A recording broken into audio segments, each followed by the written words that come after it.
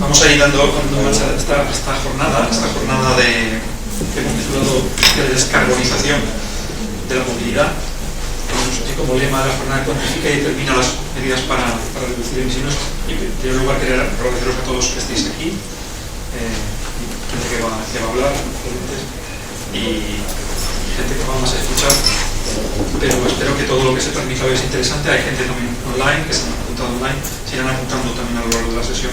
También he dicho, me comentaré un poco más tarde. De la manera que sea, es bueno que estemos hoy aquí, es bueno que tengamos un poco de tiempo para reflexionar sobre la movilidad y la importancia que tiene la movilidad en toda la temática del cambio climático, la descarbonización, que hemos puesto aquí como lema. De hecho, estas fechas coinciden con la Semana Europea de la Movilidad, como sabéis, ¿no? Fue la semana pasada, más o menos coincidimos en el tiempo, y justo esa semana está orientada a promocionar todas las actividades de... Voy a sentarme para que me vean. Así. Todas esas actividades están orientadas a la promoción de la movilidad sostenible como eje y vector de lo que sería la transición energética en Europa, ¿no? La transición energética es esa transformación que un poco la Comisión Europea se ha puesto una fecha ambiciosa, que es 2050. ¿no? 2050 se supone que tenemos que ser climáticamente neutros, y eso implica, entre otras muchas cosas, la ausencia de emisiones de energía fósil, de carbono, en todos los sectores, en particular en el sector del transporte. El sector del transporte es especialmente importante, porque gran parte de las emisiones, y luego os enseñaré algunos datos, pero ya os adelanto que es más de un tercio de estas emisiones vienen del sector del transporte. Por tanto, la movilidad sostenible es uno de los vectores y ejes fundamentales de la descarbonización y de la transición energética. Tenemos además el Día Sin Coche, ¿no? Que es jornada que también la Universidad Politécnica, por cierto, ha sacado su estrategia de movilidad sostenible durante estos días, durante esta semana. Es decir, tenemos a todas las instituciones privadas, públicas y también empresas sensibilizadas con la descarbonización en el sector del transporte. Hay una nueva emergencia de tecnologías, como por ejemplo la electrificación. Nos van a hablar de una de las mesas redondas sobre las baterías y la importancia y que la electrificación tendría en el sector del transporte y cómo se tiene que utilizar. O sea, en definitiva, pensamos que esta jornada de hoy pues toca un tema que puede ser muy interesante para todos. Espero que también la jornada y el contenido os guste y os interese. Nosotros, como Universidad Politécnica, estamos aquí representando, yo particularmente como su coordinador, yo me llamo Javier Ochoeguía, soy catedrático de esta casa, el llamado Observatorio de Gases de Efecto Invernadero de la Comunidad Valenciana. El Observatorio de Gases de Efecto Invernadero de la Comunidad Valenciana es una institución, organización de la Universidad Politécnica, pero que cuenta en estos últimos años con un apoyo por parte de la Generalitat Valenciana, formado un convenio que hemos estado manteniendo durante estos últimos años, y los objetivos y funciones de este observatorio es precisamente infundir conocimiento científico y técnico en el dificilísimo tema de la descarbonización. Y hoy veréis un poquito por qué es un tema tan complejo y tan complicado, que abarca todos los posibles sectores, abarca todas las fuentes posibles de emisiones, con lo cual frecuentemente las administraciones públicas, especialmente las administraciones regionales y locales, pues es un tema que se les hace arduo de gestionar y de tratar, precisamente por esa complejidad y, digamos, heterogeneidad de las fuentes de emisiones y de las cuestiones tecnológicas asociadas a su mitigación. Entonces pensamos que la universidad, y hay muchísimos investigadores muy sensibilizados con el cambio climático en esta universidad, formamos un grupo que se llama ICTs contra el cambio climático, que abarca muchas escuelas. En topografía hay un grupo muy importante de personas en nuestro grupo de investigación, pero también arquitectos, ingenieros industriales, personas de informática, porque los datos y la gestión de datos es fundamental absolutamente en esta lucha. Y así os podría decir y enumerar todas las escuelas de la Universidad Politécnica. De todas las escuelas tenemos investigadores en nuestro grupo de investigación, etcétera, contra el cambio climático, y el observatorio es precisamente un hijo, ¿no? Es una rama en nuestro grupo de investigación donde precisamente lo que tratamos es de aunar esta información, de ponerla en un formato que sea digerible o que sea fácilmente gestionable para las administraciones públicas, pero también para las empresas o incluso para los particulares. Esto lo estamos haciendo en el formato de informes y guías de cómo cuantificar. Por tanto, para nosotros la cuantificación de las emisiones es una obsesión, es decir, es es el eje fundamental y primario de la descarbonización, es decir, saber cuánto estás emitiendo, saber cómo estás emitiendo y luego saber qué tecnologías, qué opciones tienes para abatir, se dice, mitigar o eliminar por completo esas emisiones. Y hoy vamos a ver un ejemplo, ¿no?, de toda esta estrategia, de toda esta forma de trabajo que desde el observatorio hemos comenzado hace ya unos años en colaboración con la Administración Pública, para que agradezco, ¿no?, su presencia aquí a los técnicos y funcionarios de la Consellería, con los cuales hemos tenido debates, creo, muy enriquecedores, ¿no? Como tuvimos una jornada hace poco sobre la mitigación de los sectores, por ejemplo, en este caso se habló mucho de la compensación de emisiones, es decir, no es mitigación, sino que es compensar a través de las masas forestales, y hoy, por ejemplo, el tráfico va a ser el tema este. Vamos a abordar una serie de preguntas en esta jornada, por ejemplo, qué herramientas tenemos a disposición de las administraciones, incluso de los particulares, para evaluar cuánto está emitiendo nuestro tráfico, nuestra movilidad en general. Eso es una cuestión que vamos a abordar en esta jornada. Vamos a ver técnicas y enfoques que hemos puesto desde el punto de vista del observatorio, pero también temas de investigación de última novedad que nos va a presentar Edgar, como las metodologías bottom-up, ¿no? Entonces hay una parte de la jornada que va a ser muy metodológica para entender el problema y para poder empezar a debatirnos sobre cuestiones más orientadas a lo tecnológico. Una pregunta que nos vamos a plantear es la movilidad sostenible, ¿cómo se evalúa? ¿Qué es movilidad sostenible y cómo sabemos que las medidas que estamos tomando son o no sostenibles, es decir, desde el punto de vista de la descarbonización, de la mitigación de emisiones? Y luego abordaremos también en la mesa de algunas de las nuevas tecnologías, como por ejemplo la electrificación y su potencial, ¿no?, en este camino desde ahora a 2050, ¿no?, para llegar a la llamada neutralidad climática. Entonces, esas son cuestiones, muchas otras posiblemente, que abordaremos. La importancia de los datos, la importancia crucial de la transparencia de los datos.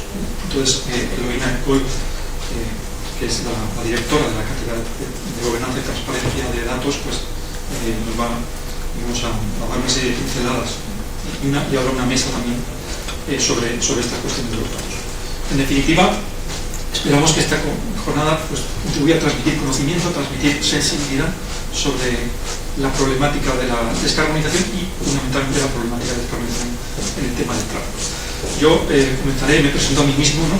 En principio era José Vicente Oliver el que tenía que dar esta bienvenida. Vamos a hacerlo al revés porque por una razón de última hora no ha podido venir, pero vendrá la clausura, entonces será Oli, el que Oliver, le llamamos aquí cariñosamente, el que cierre la jornada. Yo me presento a mí mismo como coordinador del observatorio, pues voy a dar una charla, una pequeña pincelada de lo que serían las tecnologías de evaluación, lo que llamamos el top-down, ¿vale? Pues ahora os explicaré en qué consiste el top-down para la cuantificación de emisiones, ¿vale? Y después daremos paso a una segunda ponencia o charla de Edgar Lorenzo aquí presente, de la que os hablaré también durante mi ponente. Entonces me voy a levantar, voy a intentar poner esto para que me vean así, más o menos. ¿Se ve bien, Elena? Sí, sí.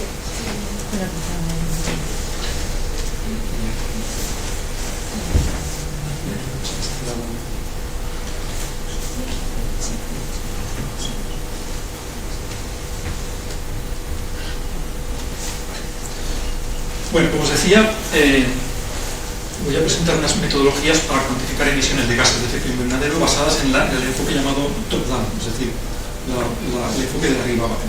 Os comentaré en una serie de consideraciones previas acerca de la movilidad, de la relación de la movilidad y las emisiones, y bueno, veremos tres ámbitos, ¿no? La visión, digamos, mundial o del problema en el mundo, la visión del problema nacional, y luego el ámbito más problemático que vamos a abordar en esta jornada, que es el ámbito local, de la decisión local.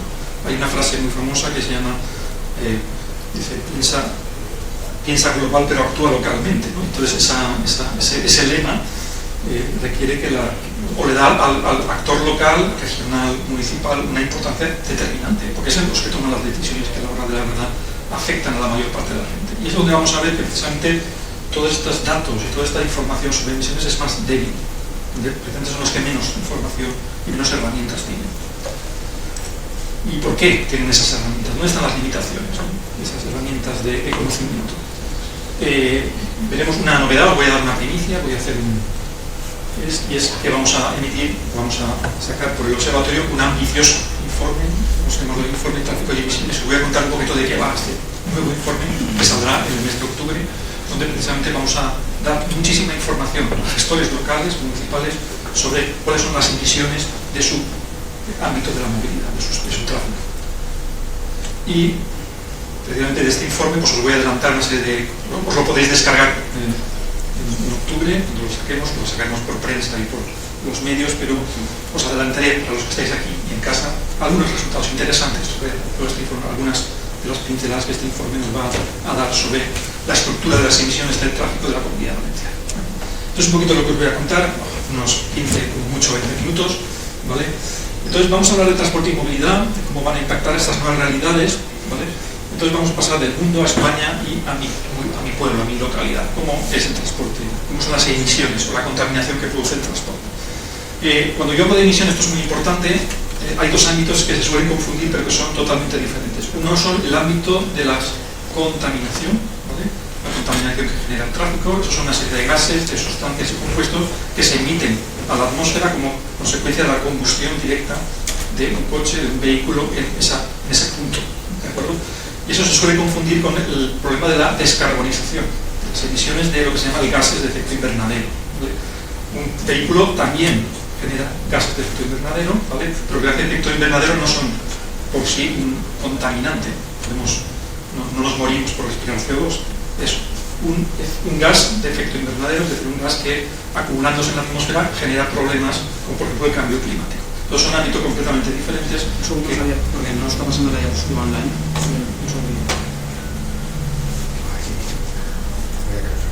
Ahora sí. Vale, sí. ¿Pero va a cambiar una? No cambia. Una cosa. A ver, ¿cómo has hecho este momento que parece amable?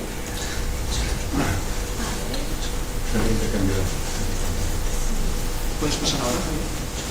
Sí. Sí, Ahora sí. ya Vamos a está. dejar así. Vale, ahora lo que pasa es que no son unas transiciones, pero de ahí. Os lo cuento entonces sin transiciones, ¿de acuerdo? Pero es mucho más spoiler, ¿vale? Una tendencia, ¿vale? La tendencia, lo que decía, la tendencia mundial, ¿de acuerdo? Es, por ejemplo, podéis leer mucho en la IEA, esto es la fuente fundamental y primaria de información para lo que serían tendencias globales, ¿no? En cuanto a emisiones, tienen diferentes sectores, tratan todos los sectores energéticos, en particular el sector del tráfico, ¿no? Según la IEA, el transporte supone 1/3 de las emisiones de CO2 en el mundo, más de 1/3, de hecho, ¿de acuerdo? Luego es un problema importante a nivel mundial. ¿Dónde está? ¿No? Aquí tenéis esta gráfica, ¿no? Esto sería en este caso cambio climático, estoy hablando en este caso de CO2, ¿vale? De los gases de efecto invernadero, no de los contaminantes, ¿vale? Aquí podéis ver entre 1990 y 2020-23 llega este informe, ¿vale? Cómo ha ido evolucionando estas emisiones de gases de efecto invernadero en el mundo. En el mundo ha ido creciendo, como es obvio, como es evidente de esta gráfica. Este es el año del COVID, que se ve aquí, a nivel mundial hay una bajada importante, ¿de acuerdo? Pero lo que se ve enseguida es que después del COVID se vuelve a recuperar básicamente el nivel post-COVID, ¿no? Que sería en el año 22. Hay un 1,7% anual desde 2022. Hay el mayor crecimiento de todos los sectores emisores, ¿vale? Y se recupera el más 3% de los niveles de 2020. Entonces hay una cosa importante que está señalada aquí, esto está en el propio informe, esto es una gráfica que viene directamente del informe de la IEA, es esta barra. ¿Esta barra qué quiere decir? Esta barra es el año 2030, ¿de acuerdo? En el año 2030, este es el objetivo que se ha fijado el mundo, mediante los acuerdos internacionales de París, para llegar a este nivel de emisiones, ¿no? En el año 2030. Para esto sería necesario, a partir de ya, un 3% anual, no de crecimiento, sino de decrecimiento de las emisiones. ¿No? O sea, tendría que bajar. Pero no solo eso, sino que si miramos aquí, este es el año 2050, escala, ¿de acuerdo? Esto sería la ambición mundial de llegar a la neutralidad climática en 2050, y como veis es una senda ambiciosa, por decirlo de una manera suave, ¿no? Es decir, esto es el camino que tendría que recorrer el mundo, ¿no? Para llegar a la ambición climática de 2050 de una neutralidad, de un transporte de movilidad libre de CO2. ¿Vale? Este 3% anual, si se recorriese hasta 2050, pues se llegaría a ese objetivo. Por eso la propia IEA dice not on track, ¿no? hay 50 sectores de energéticos que la IEA monitoriza, de acuerdo con sus informes. Unos pocos están on track, es decir, que están siguiendo básicamente el plan establecido para llegar al 2050. 3, de los 53, 47 están not on track. O sea, no vamos bien, ¿no? Por decirlo de forma suave. Ellos comentan que se necesitan fuertes inversiones e incentivos en movilidad baja en emisiones, es decir, en cambio de vehículo está la electrificación, ¿no? como un punto. Y luego que hay una fuerte heterogeneidad regional, es decir, básicamente las regiones que más están on track serían las occidentales, o sea, Occidente, Europa, Estados Unidos, China, porque China ha hecho una fortísima apuesta por la electrificación, ¿vale? Mientras que el resto del mundo está en otra velocidad. ¿De acuerdo? Vamos a ir un poquito a España, ¿no? Vamos a bajar del mundo a España. Esta tendencia global, España, ¿cómo está? ¿De acuerdo? Estos serían las emisiones, en este caso, de la categoría de transporte por carretera, ¿vale? Que aproximadamente hoy por hoy son unos 80 megatoneladas. Y esto es un poquito la tendencia histórica. Siento que no se ve en la transparencia porque originalmente era más grande, pero es que no, la gente que está online no lo va a poder seguir. ¿De acuerdo? Entonces, bueno, aquí se ve, por ejemplo, en España pues sí que ha habido, por ejemplo, una fuerte reducción de las emisiones. Esto es debido a la crisis económica. Estamos en el año 2007. En el año 2007 se llega al máximo de las emisiones, ¿no? Nacionales en el sector del transporte, ¿vale? Luego decrece. Esto es básicamente efecto de la crisis económica y aquí vuelve a subir. Esto es otra vez el COVID, como veis aquí, ¿de acuerdo? Y desde el COVID ha pasado un poco lo mismo que en el resto del mundo. Las emisiones se han vuelto a recuperar a los niveles previos que teníamos. En España las emisiones referidas al año 1990 se han reducido un 35%, es decir, como los objetivos internacionales estaban referidos a 1990, básicamente en España se ha ido cumpliendo esta agenda, pero volvemos a lo mismo, es decir, para volver a los objetivos del 2030 y 2050, pues necesitaríamos una reducción mucho más importante a partir de ya de lo que serían los niveles de emisión de CO2 del sector de tráfico. En este sentido es muy importante que tengáis en cuenta el PNIEC. El PNIEC es el acrónimo de Plan Nacional Integrado de Energía y Clima, ¿vale? Es el marco que fija toda la evolución energética de lo que es España y básicamente el transporte es energía. Es un sector, de hecho, de la energía. Y en el PNIEC se fijan una serie de objetivos ambiciosos, ¿no? Para España. El PNIEC está lanzado en el 2020, ¿vale? Donde se habla de una reducción en entornos urbanos de un 35% de pasajeros kilómetro. Reducción quiere decir, más que reducción, habla del cambio de modalidad, es decir, que el 35% de los recorridos que ahora se hacen en vehículo privado se pasasen a modalidades limpias, en el sentido de que sea bicicleta, en transportes, en autobuses limpios, etc. Es decir, eso es un poquito la ambición del PNIEC. Esto supone una reducción de un 1,5%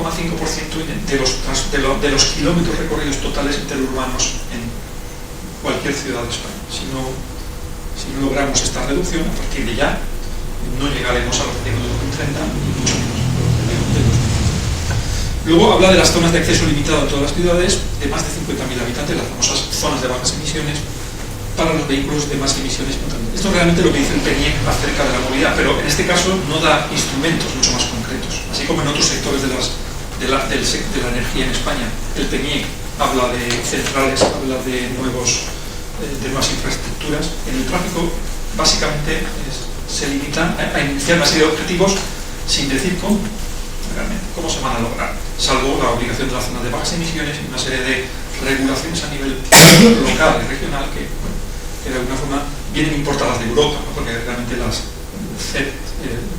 zonas de bajas emisiones es una estrategia europea. ¿De acuerdo? Por tanto, a nivel nacional tenemos esto. Ambiciones, planes, ideas, pero como habéis visto y habéis deducido, nadie dice cómo se pone en el gestor municipal, en el gestor local, que en definitiva es el que va a diseñar a través de los PNUs, ¿no? Los planes de movilidad urbana sostenible, las políticas y estrategias de movilidad, cómo se van a lograr estos objetivos. Por ejemplo, a nivel de tendencias locales aún se puede decir poco a nivel de números, ¿no? Porque hay una gran heterogeneidad, obviamente. Los grandes instrumentos de la política municipal, regional y de transición energética son los PACE, por ejemplo, los PACES, los planes estratégicos para la reducción de emisiones, hablan solo del tráfico de los vehículos municipales, ¿vale? Por lo tanto, dejan fuera la mayor parte de la movilidad urbana. Las zonas de bajas emisiones hablan de la contaminación, fundamentalmente, determinan y diseñan planes para evitar o mitigar eventos de contaminación en las ciudades. Y luego están los PMUs, los planes de movilidad urbana sostenible, que sí que serían un instrumento para diseñar políticas públicas de movilidad sostenible. Pero, ya digo, como veremos, pues hay una serie de deficiencias y barreras en ese tipo de instrumentos, precisamente en la cuantificación. Normalmente donde fallan todos estos planes y instrumentos es en la falta de una cuantificación concreta y real sobre cuáles son los impactos de una determinada política en esa reducción de emisiones. Entonces es evidente que la política de movilidad sostenible debería incluir indicadores que midan ese impacto, ¿verdad? Si lo que queremos es descarbonizar, tenemos que incluir indicadores. Cualquier empresa entiende esto, ¿no? Si yo quiero ganar dinero, pues tendré que poner, ¿no?, un indicador que me diga, ¿no? Eso se llama contabilidad, ¿no? Pues necesitamos una contabilidad del carbono en este tipo de políticas, en este tipo de instrumentos que precisamente, como vamos a ver, normalmente carecen de ello. Voy a abordar entonces el tema de la descarbonización. Por ejemplo, ¿qué se podría plantear en un PMUS, un gestor público? Pues ¿cuántas emisiones evita un autobús urbano y un kilómetro de carril bici? La respuesta técnica depende de cuántos y qué tipo de kilómetros vehículo evita. Es decir, realmente un kilómetro de carril no descarboniza. Ahora, si lo usa mucha gente, sí descarboniza. Entonces la respuesta es depende, ¿no? Como en la canción. ¿Qué supone la introducción de vehículos eléctricos en cuanto a emisiones? Respuesta: depende del análisis de ciclo de vida de los vehículos, cuántas emisiones ha costado su fabricación de batería. Depende de la evolución, y esto es crucial, del mix energético nacional, es decir, cómo producimos la electricidad que van a producir estos vehículos. ¿La vamos a producir quemando combustibles fósiles o la vamos a producir de manera renovable? Bueno, el mix energético es fundamental para evaluar precisamente cuál es el efecto de descarbonización de un vehículo eléctrico. No se puede contestar esa pregunta sin tener todo ese tipo de información. ¿Cuánta contaminación y riesgo de salud evita una zona de bajas emisiones? Respuesta: depende de la forma y lugar donde se implante. Hay muchos tipos de medidas de zonas de bajas emisiones. Algunas abarcan zonas pequeñas, otras abarcan zonas grandes. Depende también de dónde se implanten y con qué niveles de contaminación previa conocidos tengo. O sea, tengo que medir en este caso la contaminación, no las emisiones. Estamos hablando en este caso del ámbito de la contaminación. Y aquí podríamos seguir y seguir y seguir. Es decir, la respuesta es siempre la misma, pero todo depende. Depende de una serie de cuantificaciones, de métricas, de indicadores previos que yo haya establecido, y depende después de cómo voy a hacer el seguimiento de todos esos cuantificadores y métricas que implemento. ¿Vale? Y el problema es esto. Aquí, si lo hemos visto en la presentación, esto sale así, hace un sonido, porque el problema es no data, generalmente. ¿Vale? No hay información para evaluar todo esto. ¿De acuerdo? Entonces, ¿qué hacemos? ¿No? El gestor público se encuentra entonces, el gestor público local, municipal, se encuentra ante la obligación, ante todo el peso de implementar una serie de políticas nacionales e internacionales para la mitigación, y se encuentra, por otro lado, que no tiene los instrumentos de datos y de conocimientos necesarios precisamente para evaluar todas estas preguntas que hemos dicho y que son cruciales, claves, críticas, para poder realmente evaluar y monitorizar estas medidas. ¿Por qué no tienen datos los gestores locales? ¿Cuál es el problema? Pues hay tres barreras o tres ámbitos, ¿no?, de dificultad. Yo diría que más, pero por lo menos tres que se me ocurren. Son libros de orden técnico, ¿no? La problemática de la contaminación a nivel local o las emisiones es un tema técnicamente arduo, es decir, no es fácil de evaluar. Los grandes inventarios nacionales o internacionales se basan en estadísticas y en una amplia colección de datos y en equipos técnicos potentes de gente, o sea, se ponen muchos recursos en eso, ¿vale? Un municipio no tiene generalmente esos recursos técnicos ni esos instrumentos de medir que permitan abordar la cuestión de la cuantificación de una manera precisa. Luego están las cuestiones de orden organizativo, ¿vale? En el Ministerio hay un órgano que se llama la Secretaría de Estado de Cambio Climático, tiene todo un órgano, tiene un equipo de gente dedicada a lo que se llama el Inventario Nacional de Emisiones, ¿vale? Son muchas personas, tienen especialistas, ¿no?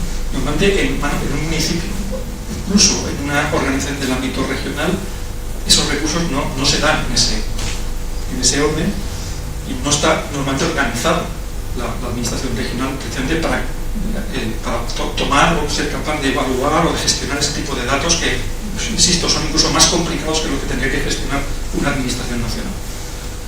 Y luego hay un tema importantísimo que es de orden jurídico, ¿vale?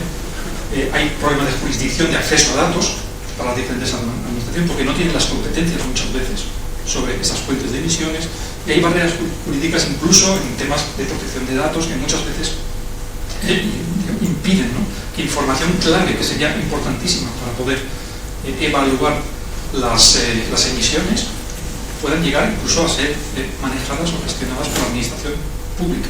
Y voy a poner un ejemplo muy claro, muy directo, ¿vale? Nosotros, por ejemplo, una de las cosas que va a contar Edgar es que en uno de los proyectos que tenemos, que se llama Luisa, pues necesitábamos saber un vehículo que pasa por una determinada localización, por una determinada espina, como nos contará después Edgar, pues qué motor tiene, qué tipo de motor tiene, ¿vale?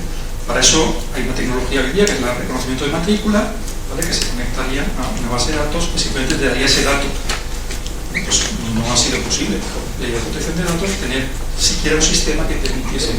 Cuando toda la tecnología está lista, luego hay barreras a veces que impiden. Entonces uno se pregunta, para ponerte una multa no hay protección. Y sin embargo, para que una universidad que no necesita saber la matrícula ni el nombre nada, sino solamente el tipo de motor, ahora resulta que para luchar contra el cambio climático resulta que la ley de protección de datos. Entonces a veces nos creamos barreras que son más mentales que otra cosa, jurídicas, pero que son importantes en este tipo de esquemas, ¿vale? Pero os ponía solo un ejemplo de muchos que os podría dar sobre por qué el acceso a la información, muchas veces clave para gestores locales, es tan complicado y difícil. ¿De acuerdo? Por tanto, el primer mensaje es conocer las emisiones es importante, ¿de acuerdo? Y para eso tenemos dos maneras básicas de abordar el problema. ¿Sí? Y aquí desde la universidad nosotros hemos puesto manos a la obra y decir, bueno, vamos a hacer del efecto virtud, ¿no? Vamos a ver cómo la universidad, cómo el observatorio de gases de efecto invernadero puede contribuir a allanar estas barreras, ¿no?, de conocimiento y de gestión de datos a los gestores públicos locales. Estamos pensando siempre en la Comunidad Valenciana, sus municipios, ¿vale?, precisamente que tengan más información, más datos de calidad y datos que les sirvan precisamente para enfocar estas políticas locales de mitigación del cambio climático. Entonces, nosotros nos enfocamos siempre hacia dos instrumentos básicos. Uno serían los bottom-up, que se llaman. Los bottom-up consisten básicamente en coleccionar datos, ¿vale? Por ejemplo, en el tráfico, pues desde lo que he dicho antes, matrículas que puedan pasar, espiras por donde pasan los vehículos, señales de las centrales de contaminación o las llamadas. Todo eso se llama bottom-up y de eso, estadísticamente, tratando esa ingente cantidad de información, se puede llegar a un diagnóstico sobre lo que sería la evolución de la contaminación o de las emisiones en un determinado periodo de tiempo, sobre la cual se pueden establecer estos indicadores. De eso se hablará Edgar, ¿vale? Pero voy a hacer un spoiler, ¿vale? De la charla de Edgar vais a deducir fácilmente que el bottom-up es caro y complicado de implementar por falta de recursos organizativos y tecnológicos. Es decir, estamos hablando de investigación. Sin embargo, es el futuro, ¿eh? Esto lo digo muy claro. El futuro es el bottom-up. El futuro son los sistemas basados en Big Data que permitirán recoger esa información y guiar y evaluar el éxito de las políticas, ¿vale? Pero es investigación, estamos participando en varios proyectos, él nos contará sobre eso, europeos incluso, de sistemas bottom-up que permiten cuantificar y medir la contaminación. Hay otro enfoque, las llamadas estrategias top-down, ¿vale? Mucho más sencillo. Y eso es lo que os voy a contar después, ya en el final de mi charla, cómo hemos aplicado esta estrategia top-down para por lo menos dar una pincelada aproximada de cuál es el estado de la contaminación del tráfico en la Comunidad Valenciana. El top-down consiste en atribuir, es decir, es atribuir a alguien, ¿vale?, algo, una parte de algo, en este caso una parte de las emisiones, sin necesidad de medir, ¿vale? Sí. Y partimos del conocimiento de las emisiones y atribuimos a cada uno la parte que le corresponde. Esto viene a ser como cuando tú vas a un restaurante con unos amigos, tienes la cuenta y dices, bueno, a tanto por uno, ¿vale? Somos 8, pues a cada uno le toca la otra parte. Eso es un sistema de atribución como cualquier otro. Puede ser injusto, ¿eh? Entonces aquí he puesto este ejemplo del pizarrán, ¿no? Es decir, no para hacer propaganda, pero esto tiene otro sistema, es otro sistema de atribución algo mejor. Si uno ha comido mucho tiene más palillos, ¿vale? Entonces, aquí no hace falta que conozca la cuenta detalle de cada uno, pero puedo contar palillos y eso es otro sistema de atribución. Entonces, aquí es importante qué sistema de atribución utilizo, ¿vale? El cómo atribuyo, ¿vale? Y entonces aquí está un poquito la gracia y el secreto de los sistemas top-down, es decir, es utilizar y determinar qué sistemas de atribución son más justos en cuanto a el reparto de esas emisiones que uno va a atribuir a esa zona. Por tanto, el método, cómo es cuántico, es importante porque si no puede crear graves distorsiones, ¿no?, en cuanto a la imagen que se transmite de las emisiones de la contaminación. ¿Vale?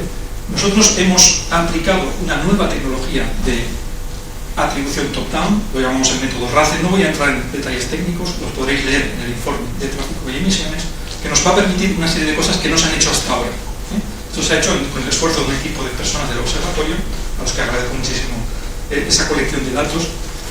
Lo que vamos a emitir en octubre es un informe que abarca el año 2010 a 2020, donde se ha aplicado una técnica de atribución top-down muy mejorada, ¿vale?, más precisa que lo que sería el tanto por uno, que permite incluir todos los municipios de la Comunidad Valenciana. Es decir, tenemos un informe personalizado para todos los municipios de la Comunidad Valenciana, que los hemos agrupado por comarcas, ¿no?, porque si no sería, ¿vale?, y que incluye 13 contaminantes, desde el CO2, o sea, las emisiones de gases de efecto invernadero, hasta los principales 13 contaminantes, como son los NOx, las partículas de plomo, ¿vale?, así hasta 13. Entonces, cada municipio, mediante esta atribución top-down, sabrá en 2010 a 2020 cuántos han emitido su parque de vehículos.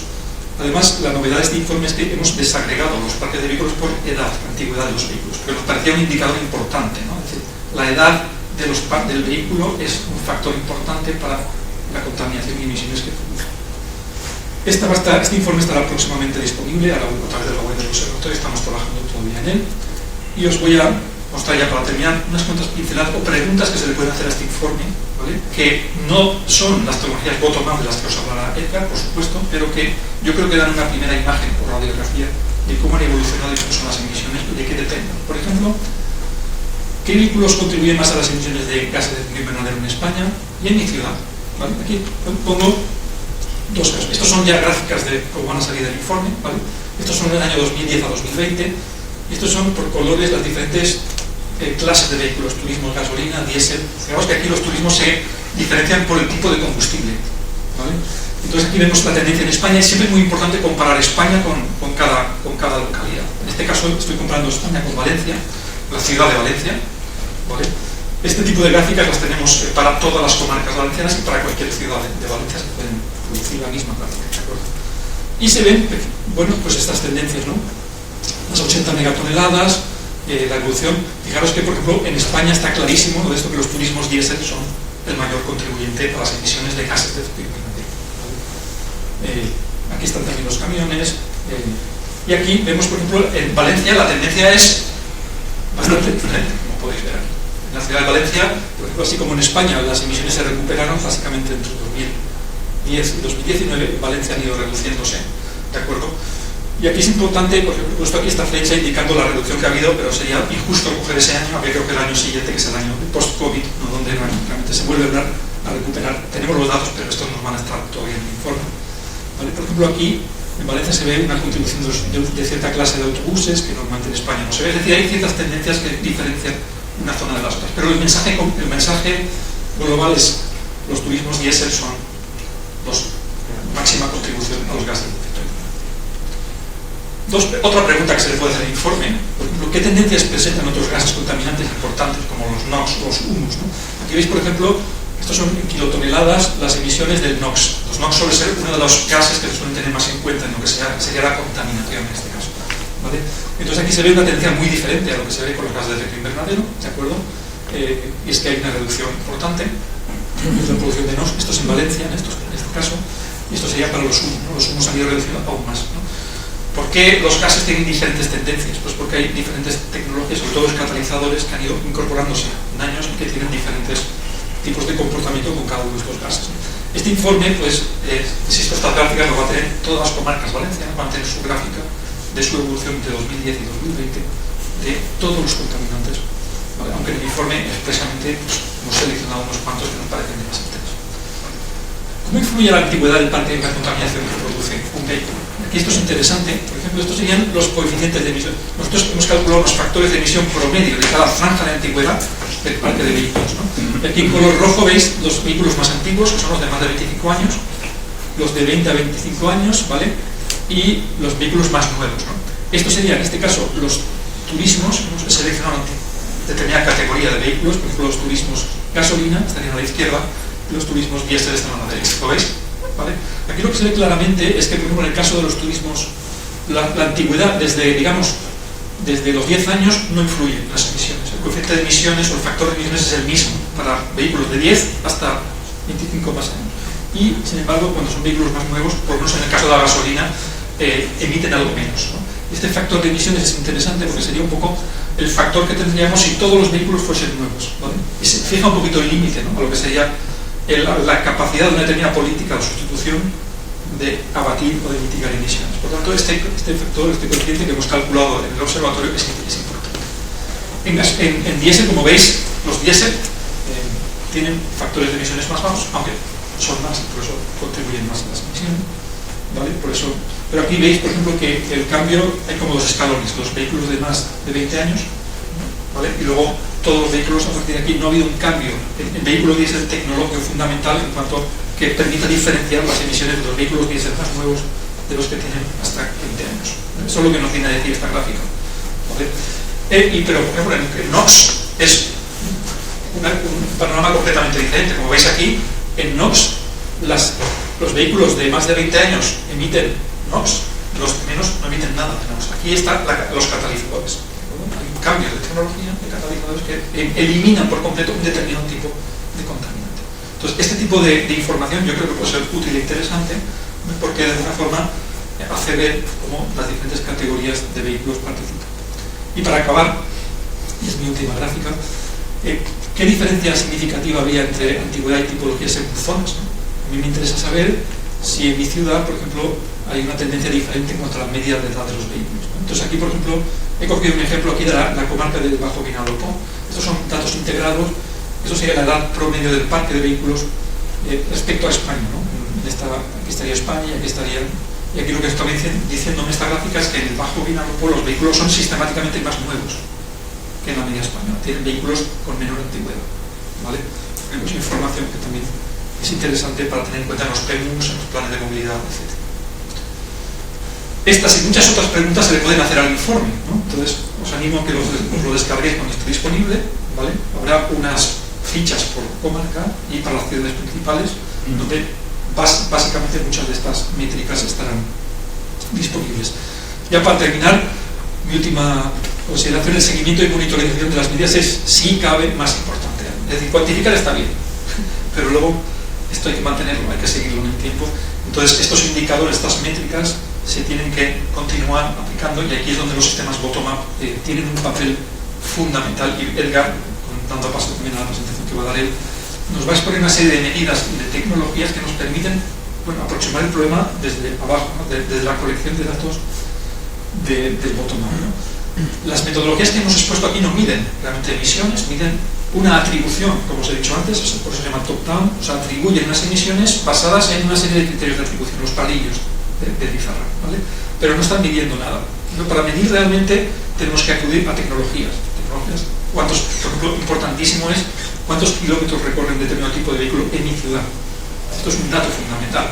Para eso hay tecnologías o metodologías internacionales llamadas Tier 2 y Tier 3, que precisamente hacen hincapié en la importancia de este tipo de métricas, pero que para implementar necesitan, insisto, instrumentos tecnológicos. Eso es lo que nos va a contar un poco Edgar a partir de proyectos de nuestro grupo de investigación, de cómo estamos tratando de aplicar esos instrumentos tecnológicos para mejorar nuestra radiografía, nuestro entendimiento de las emisiones a nivel local. Y yo con esto termino, doy paso a mí. ¿Se me escucha bien? Perfecto. Bueno, Javier ya me ha presentado. Yo soy Edgar Lorenzo, soy investigador en el grupo de TICS contra el cambio climático. Estoy involucrado en varios proyectos. Aquí tenemos el logo de alguno de ellos, como por ejemplo un Horizon Europe que se llama APER, el cual luego voy a explicar un poquito más en detalle.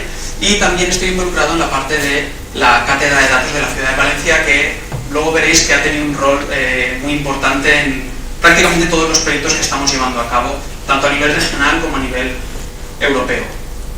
Simplemente por mencionar un poco los contenidos que voy a ir abordando, no voy a leerlo todo, simplemente voy a describir un poco, voy a perder o digamos invertir unos segundos en explicar la diferencia entre cambio climático y calidad del aire y por qué desde el punto de vista metodológico es importante tener esta diferenciación, aunque comparten foco de emisión en la mayoría de los casos, y luego voy a explicar algunos desarrollos metodológicos, primero enfocados a la cuantificación de emisiones y luego enfocado a la cuantificación de concentración. Por lo tanto, como digo, lo primero, invertir estos segunditos. Son dos problemas medioambientales muy importantes. Uno está llamado el problema del siglo, el cambio climático. ¿Por qué tiene esta magnitud? Porque afecta a todos los países, tanto a los ricos como a los pobres, y por lo tanto, digamos que no se pueden olvidar de la parte del problema que le corresponde a cada uno.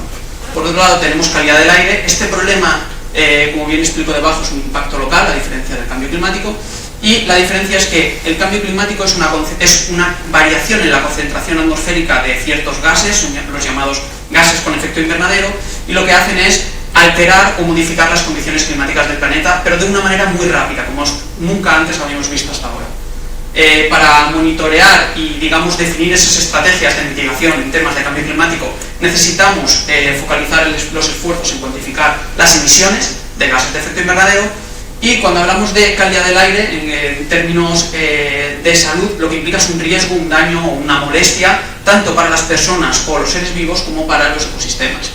En este caso es importante monitorear lo que son también emisiones que afectan a la calidad del aire, puesto que son los principales responsables, pero realmente el foco para saber si hay una buena o una mala calidad del aire tenemos que posicionarlo sobre la concentración de contaminantes a una altura de emisión donde las personas respiramos ese aire, ¿vale?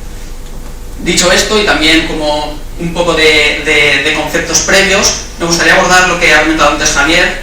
Imaginaros que somos cualquier tomador de decisión a cualquier tipo de escala y en cualquier organización y queremos planificar la estrategia de nuestra organización a largo plazo. Lo primero que tenemos que hacer es decidir que queremos cambiar algo, que queremos llegar a unos objetivos, pero después lo que queremos definir, o lo que debemos definir de una manera sólida, es ese baseline, ¿no? Ese establecimiento del punto de partida que nos va a decidir, nos va a dar información sobre dónde qué focalizar los esfuerzos para realmente tener un resultado eficiente en aquel objetivo que queremos lograr, ¿no? Imaginaros, ¿no?, en este proceso que hablamos del baseline, que construimos un castillo de naipes al revés. Parece absurdo, ¿no? Imaginaros que vamos a invertir muchísimos recursos, pero no invertimos prácticamente nada de recursos en saber dónde son eficientes esas inversiones.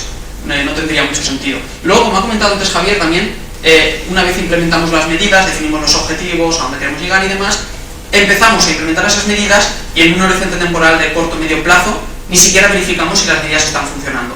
No podemos tener en cuenta todas las variables cuando empezamos a implementar las medidas, pero sí que debemos evaluar cómo están funcionando esas medidas para hacer las modificaciones o correcciones oportunas. Esto es lo mismo que si tenemos un GPS que no nos indica dónde estamos. Tenemos muy claro el objetivo, tenemos muy claro a dónde queremos llegar, pero no sabemos si estamos acercándonos o no a ese objetivo. Por lo tanto, estos dos puntos son críticos a la hora de, digamos, definir estrategias de mitigación o de mejora de la calidad del aire. Simplemente también unas breves pinceladas antes de empezar a entrar en los desarrollos de la situación actual. Así es como se cuantifican las emisiones de gases de efecto invernadero. Digamos que este es el baseline en el cual se construye todo en términos de cambio climático a nivel local. Son los llamados inventarios de emisiones de referencia para las acciones de mitigación. Y si nos focalizamos en este de Valencia, vemos que el transporte privado es el 60% del total cuantificado, o sea, estamos hablando de un foco realmente relevante en términos de actuación local. Y también vemos que, no vemos, pero sí que os digo que la metodología lo que nos da información es de las emisiones de los vehículos de Valencia. Como ha explicado antes Javier, el criterio de atribución es el parque móvil que está matriculado en cada uno de los municipios y por lo tanto eso no son las emisiones en Valencia. Esos vehículos se van fuera a trabajar y los vehículos de fuera matriculados en otros municipios entran a Valencia también diariamente. Por lo tanto, digamos que es una metodología mejorable. Y por último, estamos hablando de que nos da un valor para toda la ciudad, para todo el año. Y además no se repite este inventario cada año, se suele repetir cada mínimo 2 años porque obliga a la comisión o 4 años en algunos de los casos. Cambiamos totalmente de vertiente de problema medioambiental y hablamos de calidad del aire. ¿Cómo se monitorea o cómo se evalúa la calidad del aire en Valencia actualmente? La realidad es que tenemos 10 puntos de medición en la ciudad de Valencia. En este caso sí que nos dan mediciones horarias, ya no es un valor para todo el año. se miden prácticamente todos los contaminantes importantes, no en todas, pero sí en el cómputo de todas, ¿no? Y digamos que como problemática, no podemos asegurar que no están bien ubicadas, pero digamos que hay algunas que su ubicación realmente no es representativa de la calidad del aire que están respirando los valencianos. Por ejemplo, aquí en el propio campus de la UPV, aquí enfrente, justo aquí detrás estamos dando la charla, tenemos una estación de calidad del aire que, en mi opinión, no da valores representativos de la calidad del aire de Valencia, ya que está en una zona pacificada, no tenemos tráfico, es un jardín, no tiene edificaciones alrededor, etc. Nosotros hicimos y publicamos un estudio hace 2 años en coalición con la Comisión Europea, con el Jerry Center, y lo que hicimos es demostrar, mediante el despliegue de una red de sensores de dosimetría pasiva, que más del 40% del total de las ubicaciones que muestreamos, que lo tenemos en el mapa, daban concentraciones por encima del nivel límite establecido tanto por la OMS como por la Directiva Europea. Es decir, más del 40% de las ubicaciones que nosotros seleccionamos de manera aleatoria incumplían la Directiva Europea. Sin embargo, vemos aquí en naranjita, no se llega a apreciar, pero sí, el contraste de colores se ve, en naranjita tenemos las estaciones oficiales, los valores de las estaciones oficiales que estaban durante ese momento de muestreo dando valores todos por debajo de la línea roja, que como digo, es el límite establecido por la directiva. Por lo tanto, una principal conclusión que sacamos de esto es que necesitamos más resolución espacial a la hora de medir la calidad del aire. Con estas dos problemáticas pasamos a primero definir los enfoques genéricos de cuantificación de emisiones, que antes ha dicho Javier, que es el llamado Tier 2, Tier 3, es decir, la máxima calidad en terminologías metodologías de cuantificación de emisiones que hay a nivel internacional, y la fórmula es muy básica. Esto se tenía que ver con animaciones también, pero bueno, así tenéis el spoiler. La fórmula es muy básica, tenemos datos de actividad por un factor de emisión de esa actividad, ¿vale? Y tenemos dos enfoques fundamentales que son los que se utilizan a nivel internacional y los que son ampliamente aceptados. Primero tenemos el enfoque del combustible vendido. El combustible vendido se asocia al combustible consumido y por lo tanto el factor de emisión en este caso que aplicamos es la cantidad de emisiones que tenemos en cada kilogramo o en cada litro de ese combustible que se ha vendido / consumido, y en este caso la única variable que tenemos que considerar, o el único valor añadido que nos da, es el tipo de combustible que se está vendiendo / consumiendo. Esto es un buen enfoque para grandes escalas, por ejemplo a nivel nacional, ya que es relativamente económico o es mucho menos intensivo en recursos, pero es difícil de aplicar con buenos resultados a una escala urbana. ¿Por qué? Porque el combustible vendido a nivel urbano no tiene por qué parecerse en absoluto al combustible consumido dentro del territorio de la ciudad. Pongamos el caso de las gasolineras de Valencia. Si todos los valencianos repostáramos solo en Valencia, estarían todos los días llenas esas gasolineras. Luego, por otro lado, el segundo enfoque es el de distancia recorrida. En este caso, ya que estamos hablando como datos de actividad, la distancia que recorre cada uno de los vehículos, aquí necesitamos un factor de emisión que nos diga cuántas emisiones se están emitiendo por cada kilómetro que se está recorriendo. Aquí ya tenemos otras variables a considerar. Aquí ya tenemos que tener en cuenta el tipo de vehículo, puesto que en un kilómetro no todos los tipos de vehículos consumen y por lo tanto emiten lo mismo, el tipo de combustible, la normativa emisiva y las condiciones de conducción, digamos, el cómo de agresivo es o no un conductor que le hará consumir más o menos combustible. Este enfoque es un mejor enfoque a escala urbana, pero tiene la contraparte negativa, que estamos hablando de un enfoque que es muy intensivo en datos, puesto que necesitamos no solo tener en consideración muchas variables, sino tener muchos datos de actividad de cada uno de los vehículos que están circulando.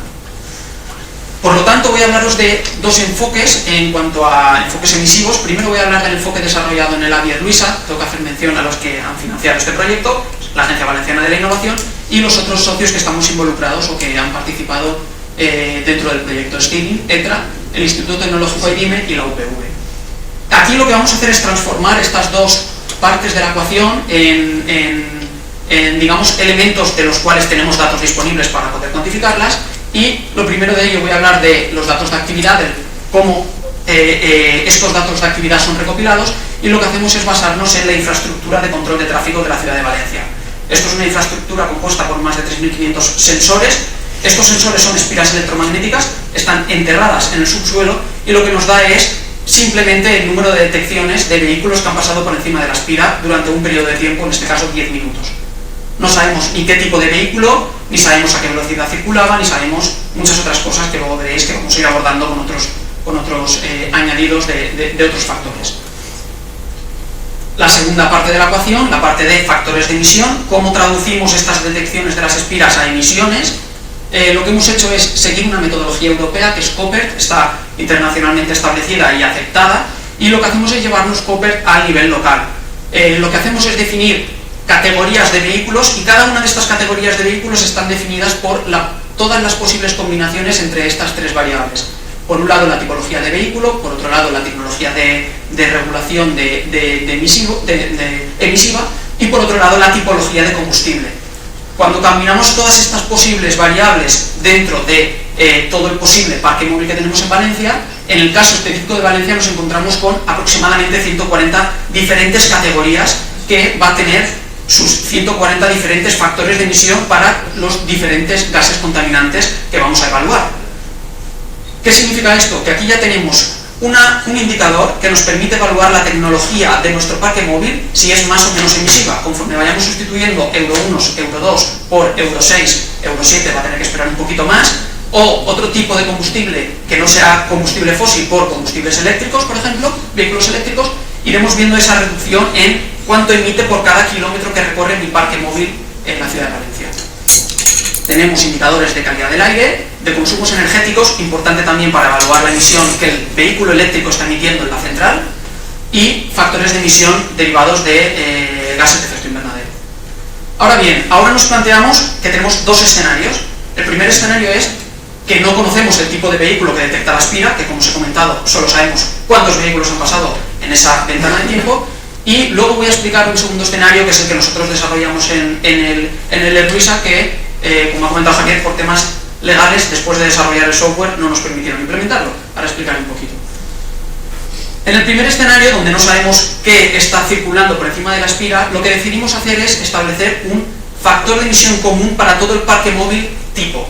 Es decir, lo que hicimos fue considerar el número de vehículos que tenemos en cada una de las categorías que acabamos de definir con la combinación de estas tres variables, definimos los kilómetros recorridos medios al año que cada una de esas categorías hace, puesto que no es lo mismo un camión pesado, no recorre los mismos kilómetros al año que un vehículo privado o un autobús, por ejemplo, y luego también el porcentaje de este tipo de vehículos que se hace por vía urbana, ya que el estudio se centra en la ciudad de Valencia.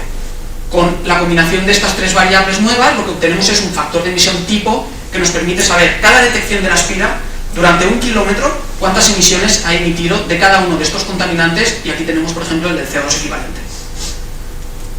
Ahora bien, ¿qué pasaría si hubiéramos podido establecer este escenario 2, ¿no? ¿Cómo pretendíamos identificar qué tipos de vehículos o qué tecnología o algo más de información estaba circulando por las espiras? Lo que desarrollamos dentro del proyecto y lo testamos fue un software de identificación de tipo de vehículo, que lo que nos permitía era, ya que no nos permitían controlar las matrículas y asociarlo al tipo de normativa emisiva que teníamos, por lo menos discriminar en que esa aspira no fuera una bicicleta o una motocicleta con un autobús, ¿no? Entonces, lo que hicimos fue desarrollar este software, lo testamos con, digamos, las grabaciones en abierto que teníamos del ayuntamiento, que nos dan periodos de visión de 10 segundos sin renovar IP, y demostramos que era posible, incluso lo optimizamos hasta el punto, en cuanto a frames por segundo que tenía que analizar, en que pudiera implementarse en tiempo real, para en tiempo real, en cada ventana de tiempo, saber qué porcentaje de cada uno de estos vehículos estaba circulando por cada una de esas calles. Como digo, por temas legislativos y porque, si no me equivoco, es una infraestructura de peligro de ataque terrorista o algo similar, lo que es la gestión del tráfico, no nos permitieron introducir este tipo de software en su sistema.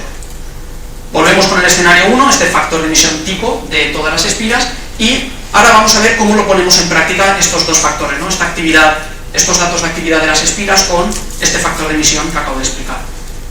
Lo primero que hacemos es seccionar Valencia en diferentes cuadrantes. Aquí tenemos toda la ciudad y solo la zona del núcleo urbano, dejamos fuera Poblas del Sur, el Saler, el Perelló y demás, y Poblas del Norte. Y lo primero que hacemos es categorizar los tramos existentes en base a número de carriles, tipología de tramo, tipología de vía, si tiene alguna otra, digamos, variable, como por ejemplo puede ser la presencia o no de un colegio, que durante ciertas horas se bloquea un carril, ¿no? Y luego lo que hacemos es diferenciar entre monitoreados o sin monitorear, referidos a aquellos que tenemos espira y no tenemos espira. El siguiente paso que hacemos es aplicar la metodología que hemos desarrollado y calculamos las emisiones de todos los tramos monitoreados, de toda la ciudad. Y el tercer paso, esto es un pequeño spoiler, lo que hacemos es extrapolar las emisiones de los tramos monitoreados dentro de cada cuadrante y de los 4 cuadrantes colindantes a cada una de las categorías de tipo de vía que no tenemos monitoreadas. Los que sean tipo de vía de carriles primarios con vías primarias con 2 carriles, etcétera, irán a ese tipo de tipo de vía, y los que no a otro, ¿no? Entonces, con esto lo que conseguimos es extrapolar todos los tramos, según esa tipología de tipo de vía, a los no monitoreados en cada una de las ventanas de tiempo analizadas. Es decir, tenemos las emisiones de todos los contaminantes que hemos visto antes cada 10 minutos en todas las calles de Valencia. Vamos a hablar un poco del potencial que tiene esto. Bueno, lo primero de todo, ya alcanzamos un hito que hasta ahora no habíamos conseguido en Valencia, que es, tenemos las emisiones de tráfico en Valencia y no de las emisiones de tráfico de Valencia, de los vehículos de Valencia. Esta diferenciación es muy importante porque nos abre un mundo increíble de posibilidades, y voy a simplemente mencionar algunas de ellas. En primer lugar, ¿qué nos permite esta metodología? Monitorear una única zona de implementación, incluso un único tramo. Podemos ver qué pasa en un único tramo si implementamos una medida. Por ejemplo, ahora vamos a ver lo que pasa en la calle Colón. Aquí tenemos la calle Colón en los 3 grandes periodos que ha sufrido variación últimamente. 2016-17 se sustituyó un carril de tráfico por un carril bici. Vemos el impacto en las emisiones de 2015, que es la parte azul, a 2018, que es la parte naranja. Se produjo una reducción en las emisiones importante. Y luego vemos que en 2020, nada más salir de la pandemia, lo que hicimos es, de esos 3 carriles que teníamos, uno de transporte público, 2 privados y aparte el carril bici, se invirtió la parte de transporte. Es decir, se dejaron 2 carriles de transporte público y uno privado. Y vemos también el impacto que tuvo en estas emisiones, digamos, esa implementación, ¿no? Esa medida. Podemos hablar de ese seguimiento, si ha funcionado o no ha funcionado. Hablamos de una reducción del 36% de sus emisiones, de 96.000 kilogramos de CO2 al año, en solo un tramo de apenas 100 metros. ¿Vale? Solo analizamos ese tramo porque así sabíamos que todas las variables las teníamos controladas. Y luego la segunda parte, evaluar si esa medida ha desplazado las emisiones a otra área, que es una de las cosas que siempre se critican. En la calle Colón hay mucho más tráfico y ese tráfico se ha ido por otro sitio. Bueno, pues la calle principal paralela, que es la calle de la Gran Vía Marqués de Turia, hicimos el mismo estudio, ¿no? Analizamos si realmente las emisiones en ese sitio habían aumentado. Y lo que vimos es que habían aumentado, efectivamente, un 1,3%. Si analizamos esto en términos globales, en cuanto a cómo la ciudad de Valencia ha reducido sus emisiones, se han reducido 93.000 kilogramos de CO2 equivalente al año. Aquí han aumentado en torno a 3.000, en Colón se han reducido en torno a 96.000 y por lo tanto el balance es positivo, es muy positivo. Simplemente por mencionar otras potencialidades, no me voy a detallar en todas porque si no me quedo sin tiempo para lo demás, que creo que también es interesante. Se puede monitorear el impacto de una medida con variabilidad temporal, es decir, que la medida solo se implementa a ciertas horas del día, como puede ser, por ejemplo, la implementación de una zona de bajas emisiones solo en horas pico, por la mañana cuando entramos al trabajo y por la tarde cuando se sale del trabajo, y evaluar también si se han desplazado las emisiones a otros periodos de tiempo. Si nosotros prohibimos o limitamos la entrada en esos periodos, ver qué ha pasado en los otros periodos. Podemos calcular una línea base con alta resolución espacial y temporal para implementar medidas de manera eficiente, es decir, para cada euro que invertimos que realmente repercuta en mayor medida en cuanto a estrategia de mitigación, y podemos evaluar no solo las emisiones, sino muchos otros KPIs o indicadores fundamentales en lo que es movilidad sostenible. Voy a listar algunos ejemplos, ¿no? Podemos evaluar no solo lo que va a pasar a partir de ahora con esta metodología, sino que al tener todos los históricos de las espiras desde hace más de 10 años, lo que podemos evaluar es qué ha pasado durante ese periodo de tiempo con todas las medidas que se han implementado, como pueden ser peatonalizaciones, pensando en la parte del centro de la ciudad, carriles bici, reducción de los límites de la velocidad, carriles bus específicos que le priorizan en los tiempos semafóricos, mejora del servicio de transporte público, qué pasa el día en las emisiones el día que se pone el transporte público gratuito, qué pasa en la calidad del aire cuando se implementa algún tipo de medida, días sin coche, etc. Bueno, pues este tipo de cosas es lo que podemos ver no solo a partir de ahora, sino también evaluar del pasado qué medidas son las que realmente han servido para mitigar las emisiones, ¿no? Por dar algunos ejemplos, y son pequeños spoilers de estudios que vamos a ir haciendo durante los próximos meses con esta metodología. ¿Qué es lo que pasaría en ese escenario 2 en que además pudiéramos identificar el tipo de vehículo que está circulando por las espiras? Que además de las emisiones de ese tramo, podríamos saber las emisiones asociadas a cada uno de los tipos de vehículos. Aquí tenemos las emisiones de los vehículos privados, de los autobuses, de los camiones pesados, de los camiones ligeros, medianos y ligeros, ¿no? Es simplemente un ejemplo. Con esto paso al segundo enfoque. Seguimos con bottom-up, con metodología bottom-up, seguimos con enfoques que son intensivos en datos, y voy a hablar de un enfoque que se ha desarrollado dentro de la cátedra. En este caso sería la cátedra junto a la Luisa, porque se han utilizado elementos comunes, y algunos de los autores que están presentes, y que no voy a mencionarlos porque si no, a lo mejor me equivoco y la cago, entonces todos ellos.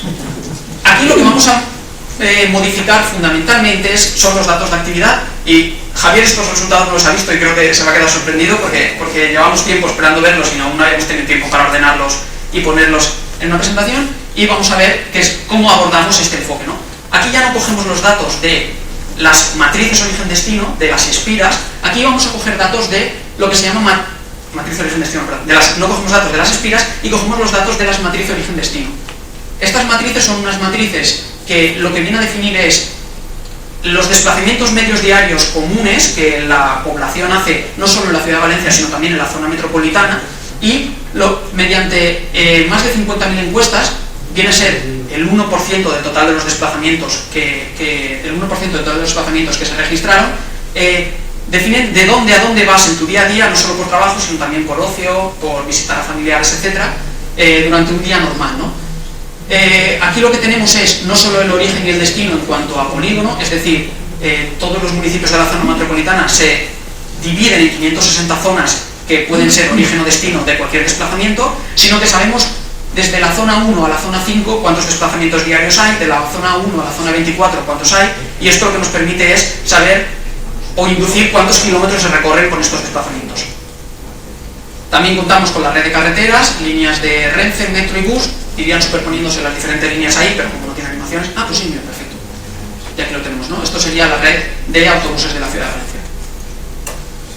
Como metodología, partimos de una matriz de 560 por 560, estamos hablando de 313.000 posibles combinaciones de origen-destino de estos desplazamientos. En estas posibles combinaciones el objetivo es analizar todas las posibles rutas que se pueden tomar para llegar a ese destino desde ese origen y escoger la más rápida, y esto nos dimos cuenta, o Carlos en este caso se dio cuenta, de que estamos hablando de tiempos de procesamiento de más de 30 días. Imaginaros 313.000 posibles combinaciones, en cada una de ellas todas las posibles rutas, pues como comprenderéis no podíamos invertir 30 días de 4 ordenadores en paralelo trabajando para sacar los resultados. Lo que hicimos fue un pretratamiento que eliminamos todas las posibles combinaciones que no se estaban dando. Todos los origen o destino que nos estaban dando los eliminamos de la matriz y nos quedamos con 20.000 posibles combinaciones, de las cuales en este caso sí analizamos todas las posibles rutas y nos quedamos solo con las más cortas. Además, lo que estos encuestados hacen, estos 50.000 encuestados, es decir, cómo van. Yo voy en coche como conductor principal, yo voy en metro, yo voy en etcétera, ¿no? Entonces, eso lo que nos permitió es sacar estadísticas del modo de transporte que luego vincularemos con el contaminante según la distancia. Y vemos pues que según la distancia los modos de transporte que se están utilizando pues cambian sustancialmente entre unos y otros. Por hablar algunos resultados, bueno, muchos de los resultados que voy a comentar, el primero de ellos es que nos permite cuantificar las emisiones a lo largo de toda la ruta. Ahora veremos qué ventajas nos da esto, ¿vale? Y a diferentes escalas. Por ejemplo, en la ciudad de Valencia lo que hicimos es vincular esto a los barrios, entonces cuantificamos las emisiones de cada uno de los barrios de Valencia. Vemos aquí que el total de las emisiones según este enfoque metodológico son unas 700.000 toneladas de CO2 equivalente al año, luego lo compararemos con otros enfoques y otros contaminantes. También tenemos la escala municipal, cosa que las espiras no nos permitía, porque espiras solo tenemos en abundancia en la ciudad de Valencia. Esta matriz sí que nos permite calcular las emisiones de todos los municipios de la zona metropolitana de la Comunidad Valenciana, de Valencia, de la ciudad de Valencia, estamos hablando de 71 municipios. También nos permite analizar la influencia de estos desplazamientos en la calidad del aire del resto de municipios, es decir, si yo voy de Requena a Valencia, yo no estoy contaminando en Requena y en Valencia, estoy contaminando en Requena, en Valencia y en todos los municipios por los cuales estoy circulando. Por lo tanto, lo que nos permite es calcular esa influencia, ¿no? Para ello, lo que se hizo, no veo por aquí a Catalín, es evaluar en los núcleos urbanos cuánta contaminación se estaba produciendo por cada uno de estos viajes, iniciaran o acabaran en cualquier otro municipio. Se hizo un buffer, un área de influencia de 300 metros según un informe europeo, y lo que analizamos es justamente esto, ¿no? Cuánta emisión sin tener en cuenta otras variables como pueden ser la meteorología, la dirección, la velocidad del viento, etc., podía influirse por estos viajes a los núcleos urbanos, ¿no? Nos dimos cuenta que había municipios que sus núcleos urbanos poseían más emisiones que todo el municipio. Obviamente, si es un municipio de paso para llegar, por ejemplo, de una zona del interior a Valencia, ese municipio va a recibir mucha influencia de todos los transportes, de todos los viajes que vengan de esa zona. Pues creo que esto es importante. Vamos a comparar el enfoque top-down, que ha explicado antes Javier, con el enfoque bottom-up en cuanto a total de emisiones de esos municipios, ¿no?